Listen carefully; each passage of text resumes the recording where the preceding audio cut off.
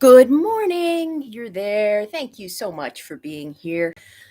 It's just started to rain. The wind has just started to pick up, and I hung out my laundry this morning. So you may see things fly across the screen. And I've also got a cat trying to get out here. So it could be very exciting, which is great because I think we have another very exciting topic this morning for our Bhagavad Gita Sadhana. Oh, Oliver, he's banging on the window with his paws. Anyway, what we've been talking about are some challenges to equanimity, that is, our ability to stay even keel, like I'm having today, and to be true to our inner self, our authentic nature.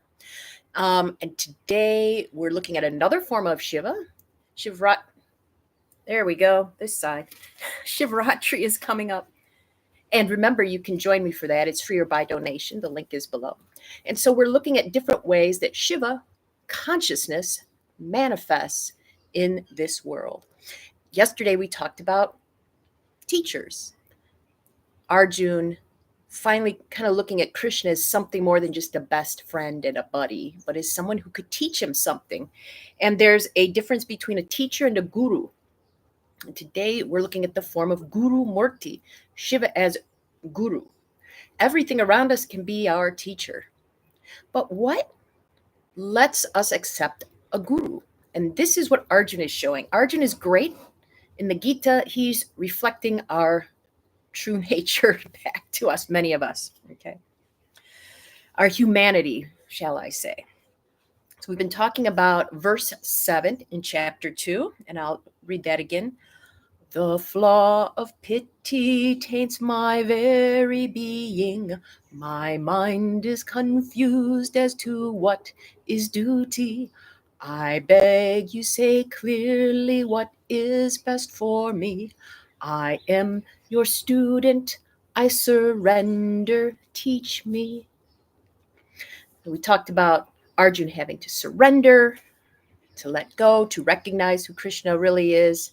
But then there's another step which Arjuna is about to blow. In the very next two verses, it goes like this. Arjuna says, I can see nothing to remove this sorrow that dries up my senses, even if I gain unrivaled dominion on earth or fortune or lordship over the gods in their heavens. Then Samjay takes over and says, I'll chant this one, why not? Having said these words to Krishna, Arjuna, known as destroyer of foes, said this, I will not fight, to his friend and became silent. How many of us do this? We're at the edge. We feel like, oh, I need some help. We find somebody we think can give us great advice, and we say, hey, I'm ready to listen. I'm surrendering to you. Tell me, tell me. And then we go, yeah, but whatever you say, I'm not going to fight. I'm going to do what I want to do anyway. I'm going to have the same worldview. I'm just going to see all this negativity around me. And the person whom you're asking for advice is going, ah, inside. Okay, ask for my advice. Actually, you may have been in this position. Somebody asked you for your advice, but it's clear they're not listening. How does that feel? This is how Krishna is feeling right now. And this is one of our biggest obstacles to progress on the spiritual path. We want to know the truth. So we say, tell us the truth, but watch out for my ego. We want, what do I do? But don't tell me anything that's too hard. I saw this at the ashram all the time.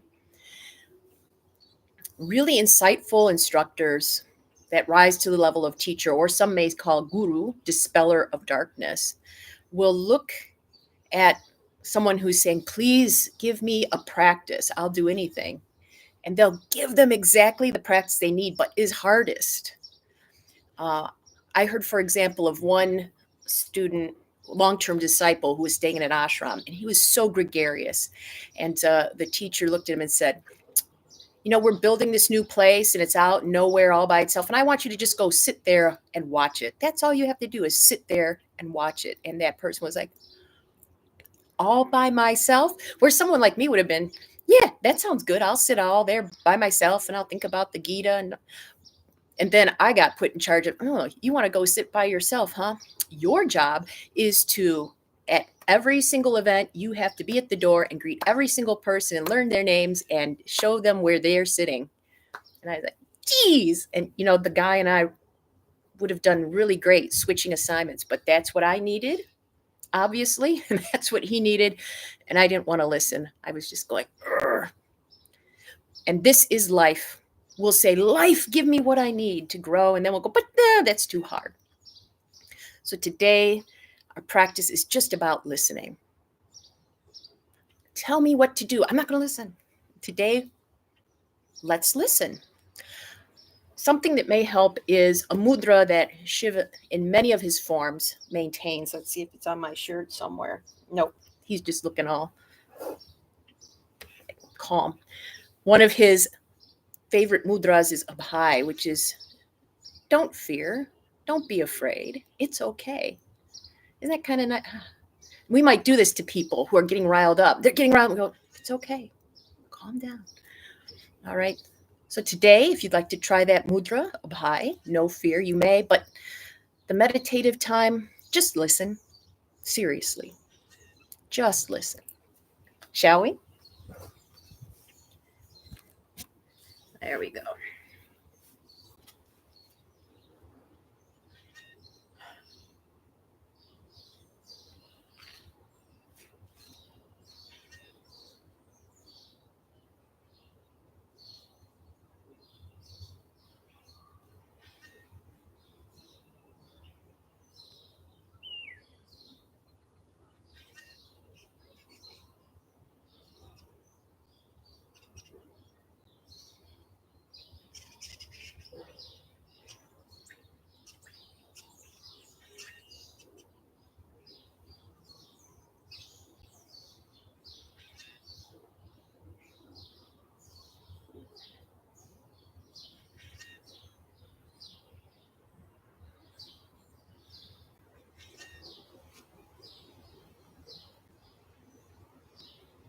Let's switch.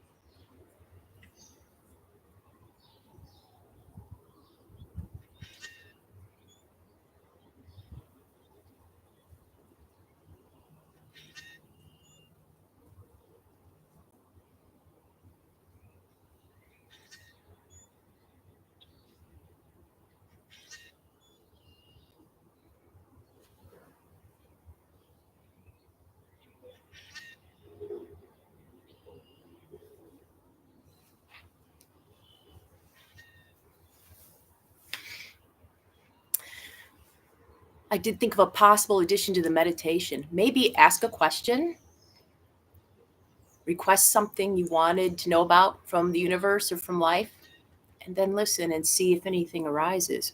Even scarier. So, listening for 5 minutes. Don't fear. See you soon.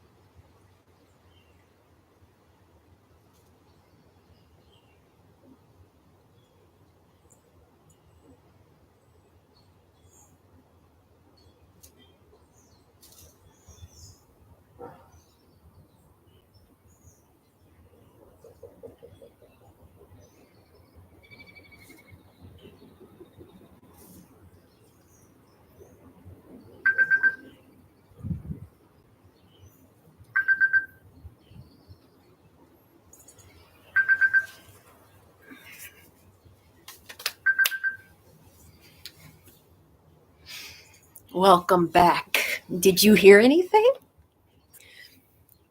If you ever have any comments, I love listening to you. Please share them below. The hardest person to listen to is yourself, because especially in our Western culture, we're taught to kind of off-source expertise to others, like what the doctor says, what a dietitian says, what this says, instead of learning to listen within. May you do so. May you find your dispeller of darkness within and without, today and every day. What will we talk about tomorrow? You'll have to tune in to discover that. I look forward to it. Until then.